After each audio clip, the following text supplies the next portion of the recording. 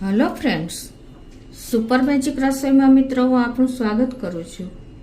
આજે હું ટીંડોળાના શાકની રેસીપી એકદમ અલગ જ મસાલા સાથે તમારી સાથે શેર કરું છું। મિત્રો, તમને ચોક્કસ આ વિડીયો ગમશે। ગમે તો લાઈક કરજો, શેર કરજો અને સબસ્ક્રાઈબ કરવાનું તો ભૂલતા જ નહીં। અને મિત્રો, બાજુમાં રહેલું બેલ આઇકનને પણ પ્રેસ કરજો, જેથી કરીને મારા આવનારા લેટેસ્ટ વિડીયોની માહિતી તમને મળતી રહે। અને મારી ચેનલ ઉપર તમે જોશો ને સુપર મેજિક રસોઈ ઉપર, તો તમને બધા વિડીયો મળી રહેશે। મિત્રો, તો હવે આપણે બનાવવાનું ચાલુ કરીએ। તો હવે ટીંડોળાના શાકના ઇન્ગ્રેડિયન્ટમાં મિત્રો તમને બતાવી દઉં કે જો અમે 250 ગ્રામ ટીંડોળા લીધા છે, 2 થી 3 ચમચી જેવા ગાંઠિયા લીધા છે, 1 ચમચી સિંગદાણા, 1 ચમચી તલ, 1 ચમચી આપણે ટોપરાનું ખમણ, થોડી એવી ધાણા ભાજી, 1 લીંબુનો રસ, ખાંડ, તેલ અને રૂટીન મસાલામાં મિત્રો હિંગ, રાઈ, હળદર, ધાણા જીરું અને લાલ મરચું, આટલા ઇન્ગ્રેડિયન્ટ લેશું અને ગરમ મસાલો અને મીઠું। મિત્રો, તો બનાવવાનું ચાલુ કરીએ। તો મિત્રો, આ શાક છે ને આપણે ઉનાળાનું એકદમ ખાસ સ્પેશિયલ છે। આ આપણે કેરીના રસ સાથે ખાઈએ છીએ અને આમે આપણે રૂટીન શાક આપણે બનાવતા જ હોય છે, પણ અલગ ફ્લેવરના મસાલા સાથે આ શાક તમને અલગ જ લાગશે। ટેસ્ટમાં એકદમ ટેસ્ટી અને એકદમ સરસ એવું બને છે। તો આ રીતે આપણે ટીંડોળા અત્યારે જો અમે ધોઈ લીધા છે અને તમારે ટીંડોળા કેવા પાસ કરવાના, આવા પતલા છે અને એકદમ ગ્રીન ટીંડોળા હોય ને એવા પાસ કરવાના છે। એનું કારણ એ છે કે એમાં એકદમ આપણે પાકશે નહીં જલ્દી અને એકદમ સરસ કૂણા હોય છે। એટલે ટીંડોળા લેતી વખતે પણ ખાસ આ ધ્યાન રાખવાનું છે। બિગનર્સ લોકો છે એના માટે હું તમને બતાવું છું।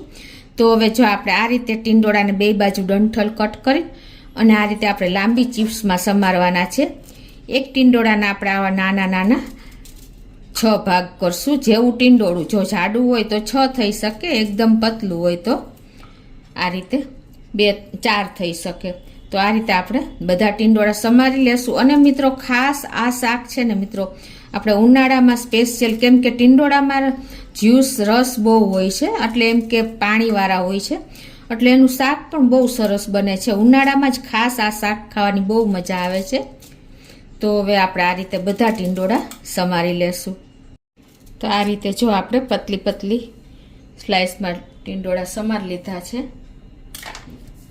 હવે આ પાછું આપણે ગેસ ઓન કરી અને એક પેનમાં 3 થી 4 ટેબલ સ્પૂન જેવું તેલ મૂકી દેશું અને તેલને ગરમ થવા દેશું।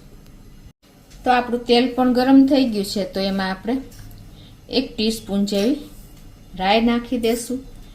રાઈ ક્રકલ થાય એટલે એમાં આપણે 1/4 ટીસ્પૂન જેવી હિંગ નાખી દેશું અને 1/4 ટીસ્પૂન જેવી આપણે હળદર નાખી દેશું।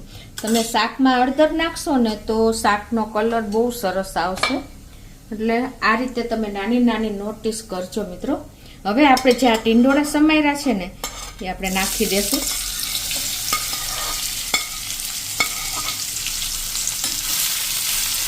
અને અત્યારે ગેસની ફ્લેમ આપણે સ્લો ટુ મીડિયમ રાખી છે અને આ રીતે આપણે મિક્સ કરીને આપણે બધા ટીંડોળાના તેલથી કોટિંગ કરી લેશું।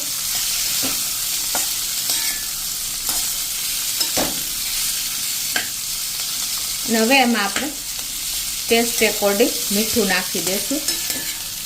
તો ટેસ્ટ એકોર્ડિંગ આપણે 1/2 ટીસ્પૂન જેવું મીઠું નાખી દેશું અને આને આપણે આ રીતે જો ખુલ્લા જ કૂક કરશું।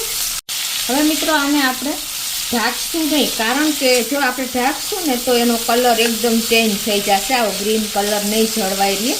એટલે આપણે આ રીતે ખુલ્લા જ સ્લો ટુ મીડિયમ ફ્લેમ ઉપર જ 10 મિનિટ કૂક થવા દેશું। ઘણા મિત્રો આપણે સોડા નાખે છે, પણ આ રીતે જો તમે ખુલ્લા કૂક કરશો ને તો કોઈ કલર એવો ને એવો મેન્ટેન રહેશે। તો હવે 10 મિનિટ આપણે એને કૂક થવા દેશું। હવે આપણા ટીંડોળા કૂક થાય છે ને ત્યાં આપણે મસાલો કરી લઈએ। મિત્રો, આ મસાલો જ અલગ જ ફ્લેવર છે, એટલે તમે ચોક્કસ એક વખત આ રીતે ટ્રાય કરજો। તો અત્યારે મેં 1 ટીસ્પૂન જેવા તલ લીધા છે સફેદ, 1 ટીસ્પૂન મગફળીના દાણા લીધા છે અને 1 ટીસ્પૂન આપણે ટોપરાનું ખમણ લીધું છે। અને તમારી પાસે કોઈ પણ ફરસાણ હોય ને તમે લઈ શકો છો। અત્યારે મેં ભાવનગરી ગાંઠિયા 2 થી 3 ચમચી જેવા લીધા છે।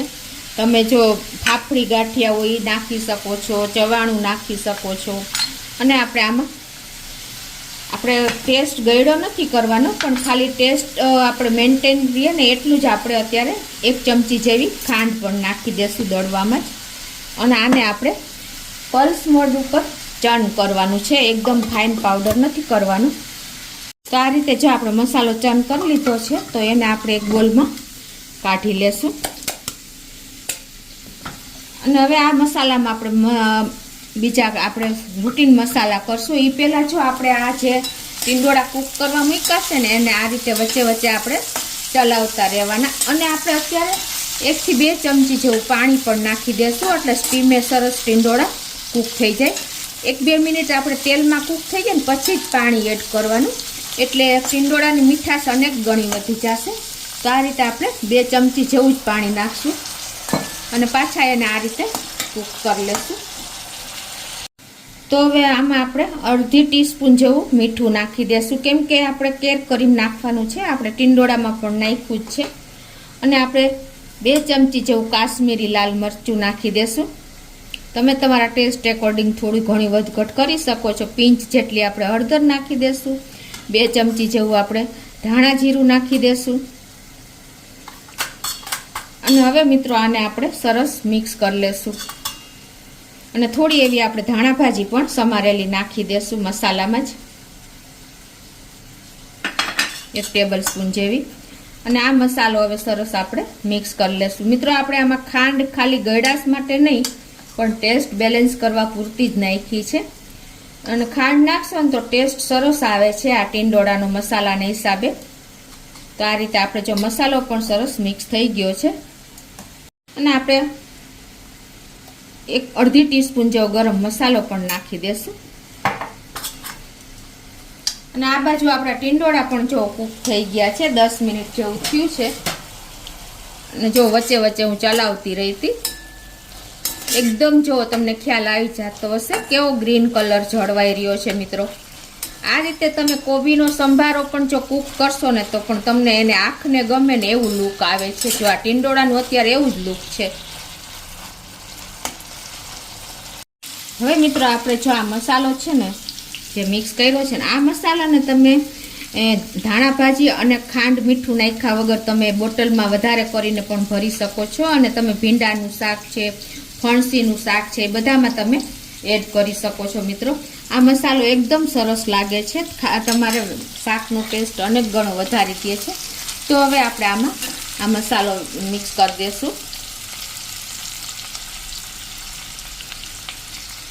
અને આ રીતે આપણે એને સરસ મિક્સ કરી લેશું.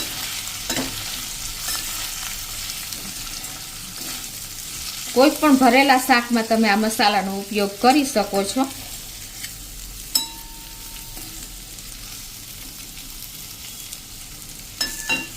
આપણે હજી થોડોક જે બાકી રહ્યો છે એ મસાલો પણ એડ કરી દઈશું. અને હવે આમાં આપણે થોડુંક પાણીનો છટકોરો એટલે કે 1 ટેબલ સ્પૂન જેવું પાણી નાખીને અને આને આપણે મિક્સ કરી લેશું. અને હવે ઢાંકીને આપણે એકદમ સ્લો ફ્લેમ ઉપર આને 2 થી 3 મિનિટ થવા દેશું, એટલે ટીંડોળા સાથે આપણો મસાલો એકદમ સરસ મેચ થઈ જાય. તો 3 થી 4 મિનિટ થઈ છે. અને જુઓ મિત્રો, આપણો મસાલો અને શાક બધું સરસ એકદમ સ્મેલ સરસ આવી રહી છે, કેમ કે આપણે એક યુનિક જ મસાલો તૈયાર કર્યો છે. આપણે રૂટીન શાક તમે કરતા હશો, પણ આ ફ્લેવરનું શાક તમે કરશો ને તો આ કેરીના રસ સાથે અને ઉનાળામાં ખાસ આ શાક ખાવાની બહુ મજા આવે છે. તમને ઘણા બાળકો નથી ખાતા, પણ જો આ રીતે તમે ફ્લેવર કરશો ને મસાલાની તો બહુ ટેસ્ટી થાય છે. હવે આમાં આપણે કૂક થઈ ગયું છે, રેડી થઈ ગયું છે શાક. તો આપણે થોડોક એવો 1 ચમચી જેવો લીંબુનો રસ નાખી દેશું.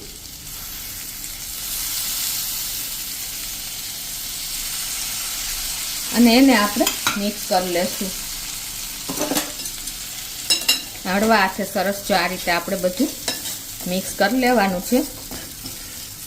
હવે આપણે ગેસની ફ્લેમ બંધ કરી દેશું અને આ શાકને આપણે સર્વ કરી દેશું.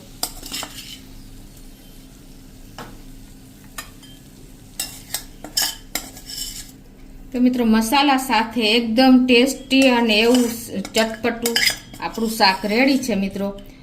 જેમ ટીંડોળા નહીં ખાતા હોય ને એ આ મસાલા સાથેનું શાક હોશે ખાશે, કેમ કે ગળાશ, તીખાશ અને મીઠાશનું બેલેન્સ છે મિત્રો.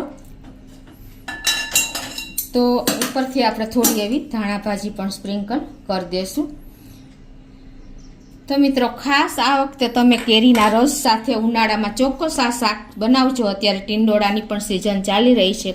તો મિત્રો આ ટીંડોળાની રેસીપી તમને ચોક્કસ ગમશે તો મને કોમેન્ટ બોક્સમાં જણાવજો કે તમને આ શાકની રેસીપી કેવી લાગી મિત્રો. તો તમને ગમે તો લાઈક કરજો, શેર કરજો અને સબસ્ક્રાઈબ કરવાનું તો ભૂલતા જ નહીં.